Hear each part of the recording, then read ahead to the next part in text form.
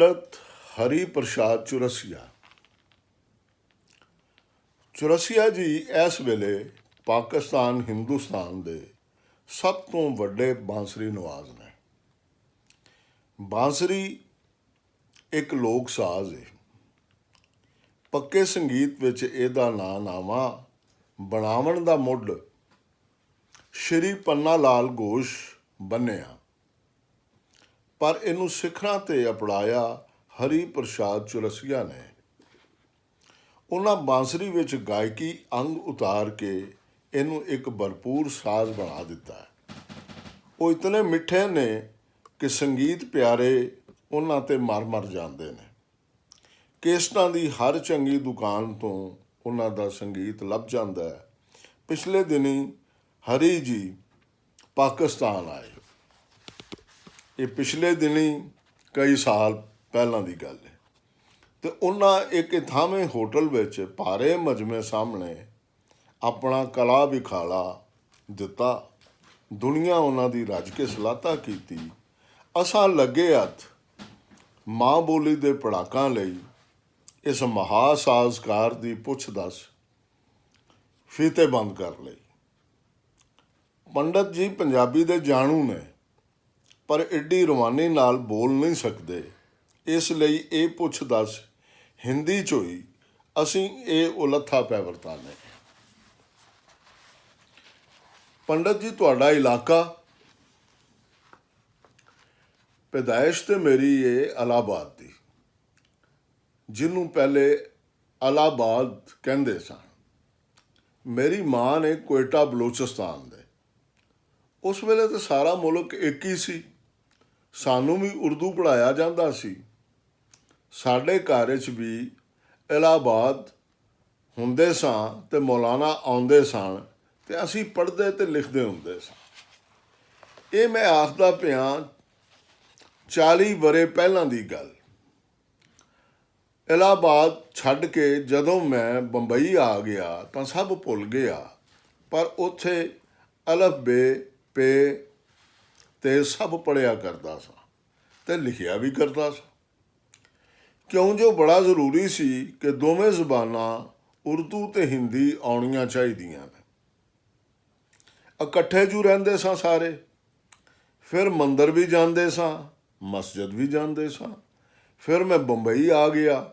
ਇੱਥੇ ਤੇ ਲੋਕ ਹਿੰਦੀ ਵੀ ਠੀਕ ਨਹੀਂ ਬੋਲਦੇ, ਅੰਗਰੇਜ਼ੀ ਜ਼ਿਆਦਾ ਹੈ। ਅੰਗਰੇਜ਼ੀ ਦਾ ਅਸਰ ਚੋਖਾ ਹੈ। ਪੈਦਾਇਸ਼ ਤੁਹਾਡੀ ਕਿਹੜੇ ਸੰਨ ਦੀ ਹੈ? 1938 ਦੀ। ਇਲਾਹਾਬਾਦ ਵਿੱਚ ਹੀ? ਜੀ। ਸੰਗੀਤ ਵੱਲ ਤੁਸੀਂ ਕਿਵੇਂ ਆਏ?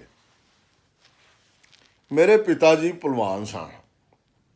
ਉਹ ਚਾਹੁੰਦੇ ਸਨ ਕਿ ਮੈਂ ਵੀ ਭਲਵਾਨੀ ਕਰਾਂ। ਮੈਂ ਉਹਨਾਂ ਨੂੰ ਖੁਸ਼ ਕਰਨ ਲਈ ਭਲਵਾਨੀ ਸ਼ੁਰੂ ਕਰ ਦਿੱਤੀ। ਮਾਂ ਮੇਰੇ 5 ਸਾਲਾਂ ਦਾ ਸਾਂ ਕਿ ਉਹਨਾਂ ਦਾ ਇੰਤਕਾਲ ਹੋ ਗਿਆ, ਅਤੇ ਮੈਂ ਪਿਤਾ ਜੀ ਨੂੰ ਖੁਸ਼ ਕਰਨ ਲਈ ਕਿ ਜੇ ਖੁਸ਼ ਨਾ ਕੀਤਾ ਤਾਂ ਇੱਕ ਝਾਂਟਾ ਪੈ ਜਾਏਗਾ, ਬਚਾਉਣ ਵਾਲਾ ਕੋਈ ਹੈ ਨਹੀਂ, ਮਾਂ ਤਾਂ ਚਲੀ ਗਈ ਹੋਈ ਹੈ। ਇਸ ਲਈ ਡਰਦਾ ਸਾਂ ਅਤੇ ਡਰ ਪਾਰੋਂ 4-5 ਸਾਲ ਭਲਵਾਨੀ ਕੀਤੀ ਅਤੇ ਉਹਨਾਂ ਨੂੰ ਖੁਸ਼ ਰੱਖਿਆ। ਪਰ ਸੰਗੀਤ ਮੈਨੂੰ ਚੰਗਾ ਲੱਗਦਾ ਸੀ, ਉਹਨਾਂ ਨੂੰ ਵੀ ਚੰਗਾ ਲੱਗਦਾ ਸੀ, ਪਰ ਉਹ ਜ਼ਮਾਨਾ ਅਜੀਬ ਜਿਹਾ ਸੀ। ਸੰਗੀਤ ਨੂੰ ਲੋਕ ਇੰਨੀ ਚੋਖੀ ਕਦਰ ਨਹੀਂ ਸਨ ਦਿੰਦੇ। ਇਸ ਲਈ ਉਹ ਨਹੀਂ ਚਾਹੁੰਦੇ ਸਨ ਕਿ ਮੈਂ ਸੰਗੀਤਕਾਰ ਬਣਾ।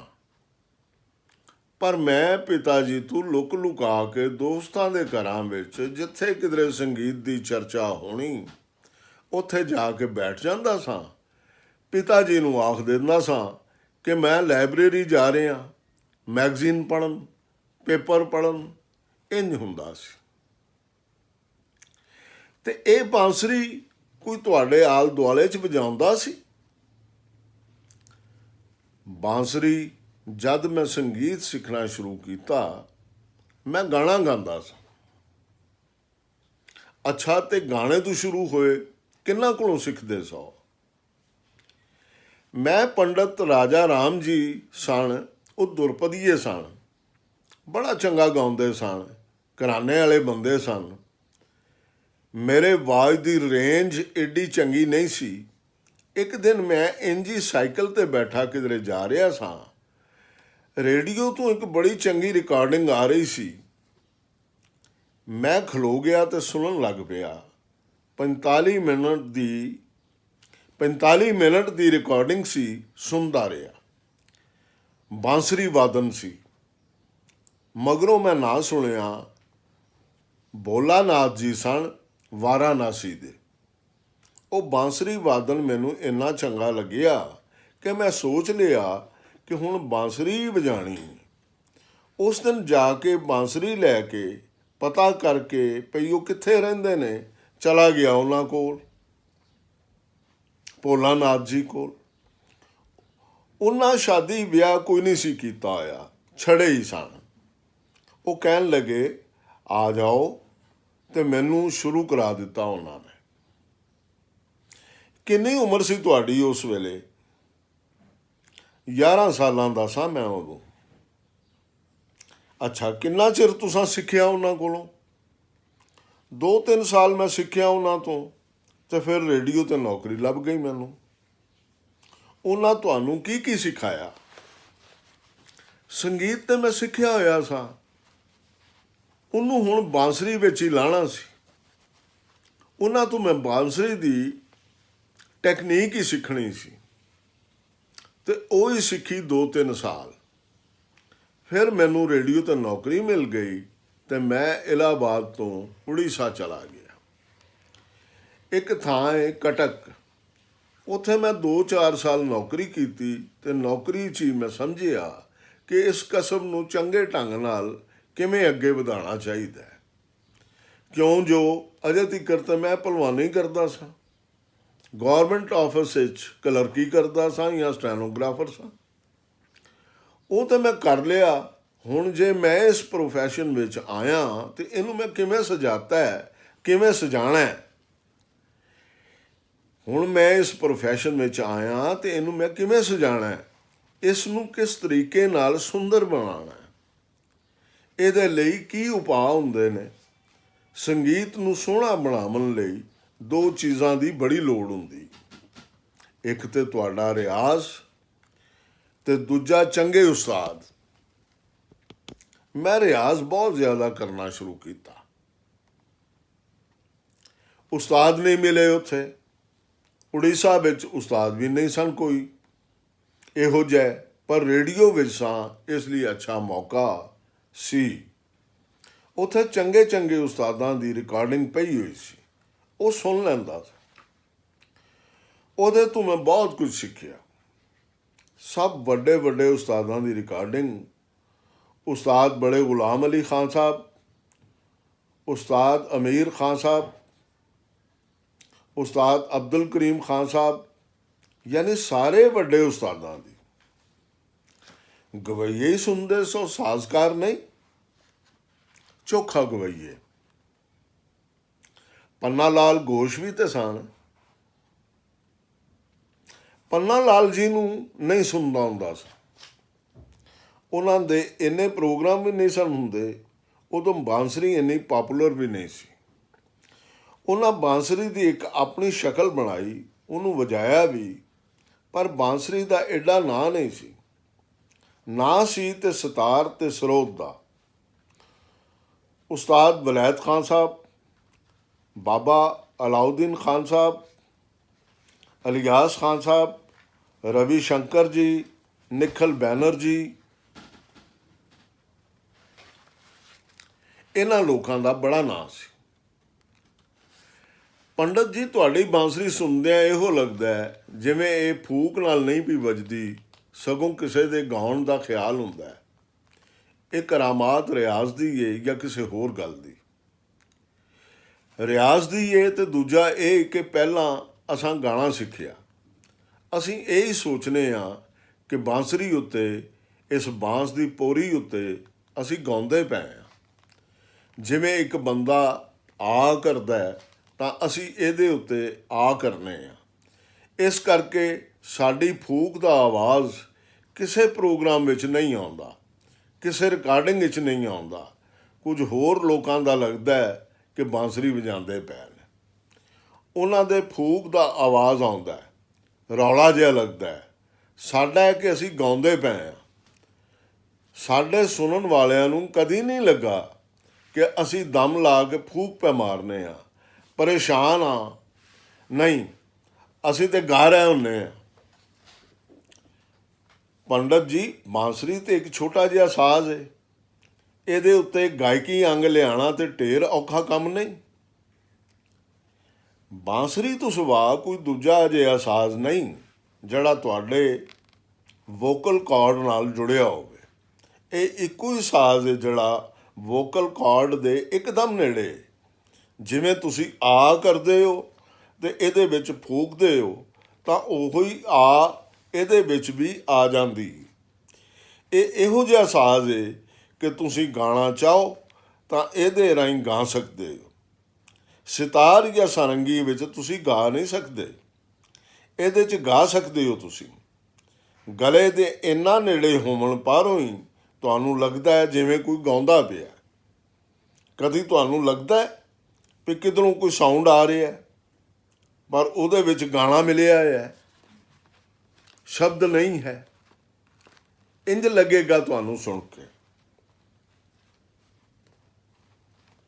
ਮੈਂ ਇਸ ਲਈ ਇਹ ਸਾਜ਼ ਚੁਣਿਆ ਕਿ ਮੈਂ ਗਾ ਨਹੀਂ ਸਕਿਆ। ਮੈਂ ਕਿਹਾ ਕਿ ਚਲੋ ਇਹਦੇ ਰਾਹੀਂ ਗਾਇਆ ਜਾ ਸਕਦਾ ਹੈ। ਅਸੀਂ ਬਾਂਸਰੀ ਨੂੰ ਇਨਸਾਨੀ ਗਲੇ ਦਾ ਬਦਲ ਆਖ ਸਕਨੇ? ਜੀ ਬਿਲਕੁਲ। ਅੱਛਾ ਜੀ, ਬਾਂਸਰੀ 'ਚ ਆਡੋ ਖਾਡੋ ਰਾਗ ਵਜਾਉਂਦਿਆਂ ਕਿਵੇਂ ਹੁੰਦਾ ਹੈ?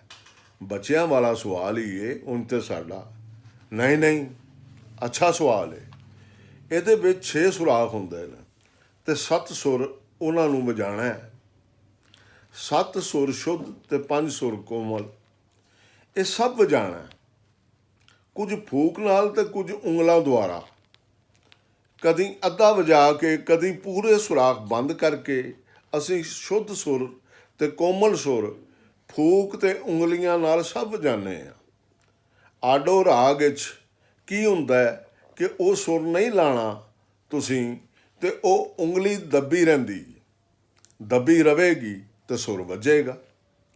ਦੂਜੇ ਜਿਹੜੇ ਸਾਜ਼ ਨੇ ਉਹਨਾਂ ਵਿੱਚ ਇੰਨਾ ਚੋਖਾ ਲੋਕਾਂ ਨੂੰ ਸੁਖਾਲ ਮਿਲਦਾ ਹੈ ਕਿ ਉਹਦੇ ਵਿੱਚ ਜੇ ਉਹ ਨਾ ਵੀ ਫੂਕਣਾ ਚਾਹਣ ਜਾਂ ਮੂਡ ਵਿੱਚ ਨਹੀਂ ਤੇ ਨਹੀਂ ਵਜਾਣਾ ਚਾਹੁੰਦੇ ਤਾਂ ਥੋੜ੍ਹਾ ਹੱਥ ਫਰਾ ਦਿੱਤਾ। ਤਾਰ ਜੇਕਰ ਸੁਰ ਵਿੱਚ ਮਿਲੇ ਹੋਏ ਨੇ ਤਾਂ ਉਹਨਾਂ ਵਿੱਚ ਬੰਦਾ ਮਸਤ ਹੋ ਜਾਂਦਾ। ਸਾਡਾ ਤੇ ਸਾਜ਼ ਐਸਾ ਹੈ ਕਿ ਇਹਦੇ ਵਿੱਚ ਕੋਈ ਤਾਰ ਨਹੀਂ, ਕੋਈ ਪਰਦਾ ਨਹੀਂ, ਕੋਈ ਟਿਊਨ ਨਹੀਂ ਕਰਨਾ, ਬਸ ਫੂਕਣਾ ਹੈ। ਪਰ ਉਹਨੂੰ ਸੁਰ ਵਿੱਚ, ਠੀਕ ਸੁਰ ਵਿੱਚ ਰੱਖਣਾ ਬੜਾ ਔਖਾ ਹੈ। ਇਹ ਕਿਵੇਂ ਕਰ ਲੈਂਦੇ ਹੋ? ਇਹਦੇ ਕਰਨ ਲਈ ਕਿ ਜਿਵੇਂ ਇੱਕ ਸਿਤਾਰ ਵਜਾਉਣ ਵਾਲਾ ਹੈ ਜਾਂ ਸਾਰੰਗੀ ਵਜਾਉਣ ਵਾਲਾ ਹੈ, ਆਪਣੇ ਸਾਜ਼ ਨੂੰ ਸੁਰ ਕਰਦਾ ਹੈ ਸਵੇਰੇ ਸਵੇਰੇ ਕਿ ਅੱਜ ਸ਼ਾਮੀ ਵਜਾਣਾ।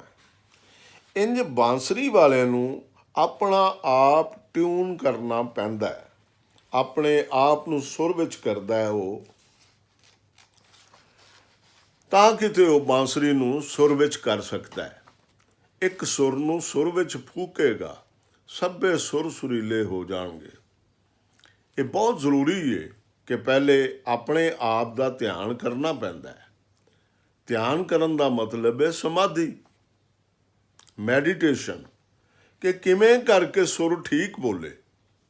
ਅਸਾਂ ਤੇ ਸੁਰ ਨਹੀਂ ਕਰਨਾ, ਪਰ ਜਦੋਂ ਅੰਦਰੋਂ ਸੁਰ ਹੋਵਾਂਗੇ ਤਦ ਉਸ ਨੂੰ ਸੁਰ ਵਿੱਚ ਬੁਲਾ ਸਕਾਂਗੇ। ਯਾਨੀ ਸੁਰ ਸਾਧਨਾ ਬਹੁਤ ਜ਼ਰੂਰੀ ਹੈ, ਬਹੁਤ ਜ਼ਰੂਰੀ।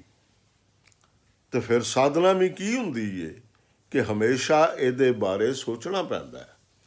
ਤਾਰ ਉੱਤੇ ਤੇ ਬੰਦੇ ਨੇ ਹੱਥ ਵੀ ਫੇਰ ਲਿਆ ਜਾਂ ਹਵਾ ਵੀ ਚੱਲ ਗਈ, ਕੁਝ ਡਿੱਗ ਵੀ ਪਿਆ ਉਹਦੇ ਉੱਤੇ, ਤਾਂ ਫਿਰ ਵੀ ਸੁਰ 'ਚ ਬੋਲ ਜਾਂਦਾ ਹੈ। ਪਰ ਇਹ ਤਾਂ ਇੰਜ ਨਹੀਂ ਹੁੰਦਾ। ਪੰਡਤ ਜੀ, ਸਤਾਰ ਵਿੱਚ ਸਟ੍ਰੋਕ ਹੁੰਦਾ ਹੈ, ਇਸ ਲਈ ਉਹਨੂੰ ਲੈਅ ਵਿੱਚ ਛੇਤੀ ਕੀਤਾ ਜਾ ਸਕਦਾ ਹੈ। ਬਾਂਸਰੀ ਨੂੰ ਲੈਅ 'ਚ ਕਿਵੇਂ ਕਰਦੇ ਹੋ? ਹੁੰਦਾ ਹੈ ਕਿ ਅੱਜ ਤੀਕਰ ਮੈਂ ਵੇਖਿਆ ਵੀ ਜਿੰਨੇ ਸਜਿੰਦੇ ਲੋਕ ਨੇ ਉਹ ਇਹੋ ਜਿਹੇ ਗੁਰੂ ਦੇ ਕੋਲ ਜਾਂਦੇ ਨੇ ਜਿਹੜਾ ਉਹਨਾਂ ਵਾਲਾ ਹੀ ਸਾਜ਼ ਵਜਾਉਂਦਾ ਹੋਵੇ। ਗਾਉਣ ਵਾਲਾ ਗਵਈਏ ਕੋਲ ਹੀ ਜਾਵੇਗਾ। ਜਿਵੇਂ ਉਸਤਾਦ ਸਲਾਮਤ ਅਲੀ ਖਾਨ ਸਾਹਿਬ ਨੇ, ਉਹਨਾਂ ਕੋਲ ਤੁਸੀਂ ਵੇਖੋਗੇ ਕਿ ਸਿਤਾਰ ਵਾਲੇ ਸਿੱਖਣ ਨਹੀਂ ਆਉਣਗੇ, ਸਿਤਾਰ ਵਾਲੇ ਸਿਤਾਰ ਵਾਲਿਆਂ ਤੋਂ ਹੀ ਸਿੱਖਣਗੇ। ਜਿਹੜਾ ਗਾਉਣ ਵਾਲਾ ਹੈ ਉਹ ਜਾਵੇਗਾ ਉਸਤਾਦ ਸਲਾਮਤ ਅਲੀ ਖਾਨ ਕੋਲ, ਦੂਜਾ ਕੋਈ ਨਹੀਂ ਜਾਵੇਗਾ। ਅਸਾਂ ਕੀ ਕੀਤਾ? ਅਸਾਂ ਕਿਹਾ ਅਸੀਂ ਇਹ ਗੱਲ ਬਦਲਨੇ ਆ। ਮੈਂ ਚਲਾ ਗਿਆ ਆਪਣੀ ਗੁਰੂ ਮਾਂ ਦੇ ਕੋਲ। ਗੁਰੂ ਮਾਂ ਸਾਡੇ ਸੁਰ ਬਹਾਰ ਵਜਾਉਂਦੇ ਸਨ। ਗੁਰੂ ਮਾਂ ਕੌਣ ਸਨ ਜੀ ਤੁਹਾਡੇ? ਅਨਾਪੂਰਨਾ ਦੇਵੀ, ਸ਼੍ਰੀਮਤੀ ਅਨਾਪੂਰਨਾ ਦੇਵੀ ਜੀ ਉਸਤਾਦ ਬਾਬਾ ਅਲਾਉਦੀਨ ਖਾਨ ਸਾਹਿਬ ਦੇ ਸਪੁੱਤਰੀ ਨੇ। ਮਿਹਾਰ ਰਿਹਾ ਕਰਦੇ ਸਨ, ਸੁਰ ਬਹਾਰ ਵਜਾਉਂਦੇ ਸਨ। ਮੈਂ ਕਿਹਾ ਕਿ ਮੈਂ ਤਾਂ ਸੰਗੀਤ ਸਿੱਖਣਾ ਹੈ, ਸੁਰ ਬਹਾਰ ਥੋੜ੍ਹਾ ਹੀ ਸਿੱਖਣਾ। ਪਰ ਉਹਨਾਂ ਦਾ ਸੰਗੀਤ ਮੈਨੂੰ ਚੰਗਾ ਲੱਗਦਾ ਸੀ। ਸਾਡਾ ਸਟਾਈਲ ਵੀ ਥੋੜ੍ਹਾ ਬਦਲ ਜਾਏਗਾ ਅਤੇ ਸੁਰ ਬਹਾਰ ਵਿੱਚ ਤਾਂ ਸਟ੍ਰੋਕ ਲੱਗਦਾ। ਜਦੋਂ ਉਹ ਸਿਖਾਉਣ ਤਾਂ ਸਟ੍ਰੋਕ ਅਸਾਂ ਸੋਚਣਾ ਹੈ ਕਿ ਸਾਡੇ ਸਾਜ਼ ਵਿੱਚ ਕਿਵੇਂ ਸਟ੍ਰੋਕ ਨੂੰ ਲਿਆਂਦਾ ਜਾਵੇ, ਅਤੇ ਅਸਾਂ ਆਪਣੀ ਟੈਕਨੀਕ ਆਪੇ। ਸਾਨੂੰ ਭਗਵਾਨ ਨੇ ਜਿਹੜੀ ਜਿਬ ਦਿੱਤੀ ਹੈ ਉਹ ਲੋਕ ਉਂਗਲੀ ਨਾਲ ਕਰਦੇ ਨੇ, ਅਸੀਂ ਜਿਬ ਨਾਲ ਸਟ੍ਰੋਕ ਕਰ ਸਕਦੇ ਹਾਂ। ਇਹਦੀ ਮੈਂ ਮਿਹਨਤ ਕੀਤੀ। ਦੂਜਾ ਮੈਂ ਸੋਚਿਆ ਕਿ ਅਸੀਂ ਆਪਣੀ ਗੁਰੂ ਮਾਂ ਨੂੰ ਖੁਸ਼ ਰੱਖਾਂਗੇ। ਉਸਤਾਦ ਮਾਂ ਨੂੰ ਤਾਂ ਸਾਨੂੰ ਵਿੱਦਿਆ ਵੀ ਚੋਖੀ ਮਿਲੇਗੀ। ਅਸਾਂ ਕਿਹਾ ਕਿ ਜਿਵੇਂ ਗੁਰੂ ਮਾਂ ਝਾਲਾ ਕਰਦੇ ਨੇ ਤਾਂ ਮੈਂ ਵੀ ਝਾਲਾ ਕਰਾਂ। ਮੈਂ ਇਹ ਸ਼ੁਰੂ ਕੀਤਾ, ਮਿਹਨਤ ਕੀਤੀ, ਉੱਪਰ ਵਾਲੇ ਨੇ ਸਾਥ ਦਿੱਤਾ ਮੇਰਾ, ਅਤੇ ਮੈਂ ਸਫਲ ਹੋ ਗਿਆ। ਅੱਛਾ, ਸ਼੍ਰੀ ਪੰਨਾ ਲਾਲ ਘੋਸ਼ ਵੀ ਜਿਹੜੇ ਨੇ ਪੰਡਤ ਸਾਹਿਬ, ਉਹ ਵੀ ਤਾਂ ਮਿਹਾਰ ਘਰਾਣੇ ਦੇ ਸ਼ਾਗਿਰਦ ਨੇ ਜੀ। ਬਿਲਕੁਲ, ਉਹਨਾਂ ਵੀ ਬਾਬਾ ਅਲਾਉਦੀਨ ਖਾਨ ਸਾਹਿਬ ਕੋਲੋਂ ਹੀ ਬਾਂਸੁਰੀ ਸਿੱਖੀ, ਅਤੇ ਮੈਂ ਬਾਬਾ ਅਲਾਉਦੀਨ ਖਾਨ ਸਾਹਿਬ ਦੀ ਬੇਟੀ ਅਨਾਪੂਰਨਾ ਦੇਵੀ ਜੀ ਕੋਲੋਂ ਸਿੱਖਿਆ। ਤਾਂ ਇੱਕ ਹਿਸਾਬ ਨਾਲ ਘਰਾਣਾ ਤਾਂ ਸਾਡਾ ਇੱਕ ਹੀ ਬਣਦਾ ਹੈ। ਠੀਕ ਤੁਸੀਂ ਕਿਹਾ ਹੈ। ਅੱਛਾ, ਹੋਰ ਕਿਹੜੇ ਕਿਹੜੇ ਗਵਈਏ ਤੋਂ ਮੁਤਾਸਰ ਹੋਏ ਤੁਸੀਂ? ਮੈਂ ਜਿੰਨੇ ਵੀ ਗਵਈਏ ਨੇ ਸਭ ਤੋਂ ਮੁਤਾਸਰ ਹਾਂ। ਸਭ ਤੋਂ ਚੋਖਾ ਉਸਤਾਦ ਨਜ਼ਾਕਤ ਅਲੀ ਸਲਾਮਤ ਅਲੀ ਤੋਂ ਬਹੁਤ ਮੁਤਾਸਰ ਹੋਇਆ। ਅਮਾਨਤ ਅਲੀ ਫਤਿਹ ਅਲੀ ਬਹੁਤ ਅੱਛਾ ਗਾਉਂਦੇ ਨੇ।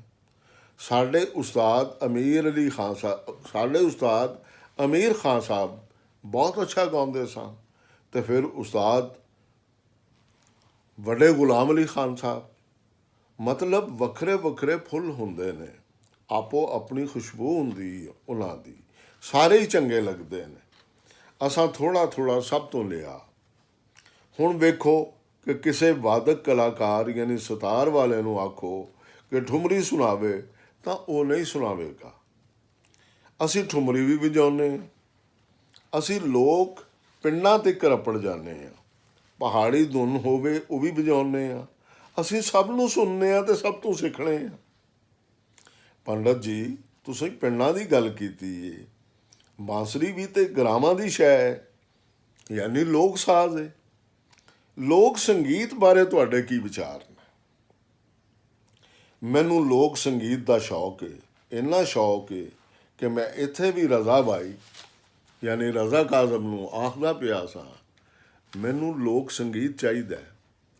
ਲੋਕ ਸੰਗੀਤ ਵਿੱਚ ਜਿਹੜੀ ਜਾਨ ਹੈ, ਮੈਂ ਫੋਕ ਦੇ ਕਿਸੇ ਗਵਈਏ ਨੂੰ ਨਹੀਂ ਛੱਡਦਾ। ਜਿਹੜੇ ਵੀ ਗਾਉਣ ਵਾਲੇ ਨੇ ਉਹਨਾਂ ਨੂੰ ਜ਼ਰੂਰ ਸੁਣਨਾ। ਲੋਕ ਗਾਣਾ ਟੇਰਾਂ ਦੇ ਹਿਸਾਬ ਨਾਲ ਹੈ ਮੇਰੇ ਕੋਲ। ਅਤੇ ਪੰਡਤ ਸਾਹਿਬ, ਸਾਡੇ ਤੁਫੈਲ ਨਿਆਜ਼ੀ ਸੁਣੇ ਹੋਏ ਨੇ ਤੁਸੀਂ? ਬਹੁਤ ਜ਼ਿਆਦਾ ਮੇਰੇ ਬਹੁਤ ਪਸੰਦੀਦਾ ਨੇ ਉਹ। ਉਹਨਾਂ ਦੀ ਹਰ ਸ਼ੈ ਸੁਣੀ ਹੋਈ ਹੈ ਮੈਂ। ਵਾਹ, ਰਿਆਜ਼ 'ਤੇ ਕਿੰਨਾ ਕੁ ਚਿਰ ਲਾਉਂਦੇ ਹੋ? ਰਿਆਜ਼ ਤੇ ਮੈਂ ਬੜਾ ਵੇਲਾ ਲਾਇਆ ਹੈ। ਮੇਰੇ ਜੀਵਨ ਦੇ 3 ਹਿੱਸੇ ਰਿਆਜ਼ ਹੀ ਨੇ। ਹੁਣ ਨਹੀਂ ਕਰਦਾ, ਖਾਲੀ ਘੁੰਮਦਾ ਫਿਰਦਾ ਰਹਿਣਾ। ਸਵੇਰ ਵੇਲੇ ਕਰਦੇ ਸੋ, ਕਦੀ ਸਵੇਰ ਵੇਲੇ ਟਾਈਮ ਮਿਲਿਆ ਤੇ ਕਦੀ ਰਾਤ ਨੂੰ। ਚਿਰ ਹੋ ਗਿਆ ਤਾਂ ਸਵੇਰੇ ਨਹੀਂ ਕਰ ਸਕਿਆ। ਕਦੀ ਸਵੇਰ ਵੇਲੇ ਟਾਈਮ ਮਿਲਿਆ ਤੇ ਕਦੀ ਰਾਤ ਨੂੰ। ਚਿਰ ਹੋ ਗਿਆ ਤਾਂ ਸਵੇਰੇ ਨਹੀਂ ਕਰ ਸਕਿਆ। ਟਾਈਮ ਦਾ ਅਸੀਂ ਨਹੀਂ ਵੇਖਦੇ ਸਾਂ ਕਿ ਸਵੇਰੇ 5 ਵਜੇ ਕਰਨਾ ਹੈ। ਅਸੀਂ ਲੋਕ ਮਿਲਟਰੀ ਵਾਲੇ ਤੇ ਨਹੀਂ ਨਾ, ਉੱਠ ਗਿਆ ਤੇ ਉੱਠ ਗਿਆ, ਬਸ ਸ਼ੁਰੂ ਹੋ ਗਿਆ। ਜਿੰਨਾ ਚਿਰ ਮਰਜ਼ੀ ਚੱਲਦਾ ਰਹੇ। ਫਿਰ ਰਿਆਜ਼ ਘਰ ਵਿੱਚ ਹੀ ਹੁੰਦਾ ਸੀ ਕਿ ਬਾਹਰ ਕਿਧਰੇ ਖੁੱਲ੍ਹੀ ਥਾਂ ਤੇ ਜਾਂਦੇ ਸੋ? ਨਹੀਂ, ਬਾਹਰ ਕਰਦਾ ਸਾਂ। ਕਿਉਂ ਜੋ ਜਦੋਂ ਮੈਂ ਆਪਣੇ ਘਰ ਵਿੱਚ ਸਾਂ ਤਾਂ ਉੱਥੇ ਇਹੋ ਜਿਹਾ ਮਾਹੌਲ ਨਹੀਂ ਸੀ ਤੇ ਬਾਹਰ ਹੀ ਕਰਦਾ ਸਾਂ। ਪਰ ਅੱਜ ਆਪਣੇ ਘਰ ਵਿੱਚ ਹੀ ਕਰਨਾ ਤੇ ਕਦੇ ਬਾਹਰ ਹੋਵਾਂ ਤੇ ਹੋਟਲਾਂ ਵਿੱਚ।